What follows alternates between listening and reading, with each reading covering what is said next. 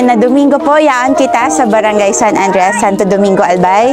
Ini pong activity na ini, pinangenotan po kang ALBAYanihan together with the Office of the Vice Governor, Albay mahal ko.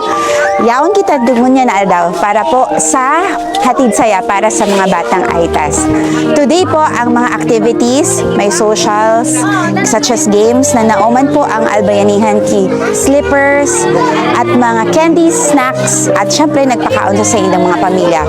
Ang hatod man po kal sa kuyang office na nauman po ki mga diapers, wipes, para po sa mga pangaiponinda at sa medicine, sa mga basic na pwede pong maitao para sa inda.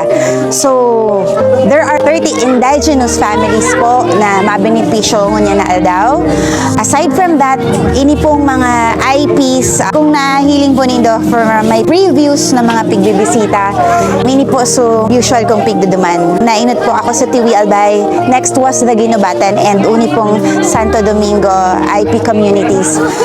Marami po salamat kay Vice Deday kita na reparo naman kami na mga IPs dito sa Santo Domingo, Albay. Lang bago ita, kagabos kaya nakaasa lang kami titinda ng mga herbal, kaya kulaon na tabong sa moyo. Salamat. So, together, again, with the ALBAYanihan, ang sakuya pong taos-pusong magpapasalamat na in cooperation with them, nagibumi po ini in our own little way nakatao kikaugmahan. I'll see you soon again. Thank you!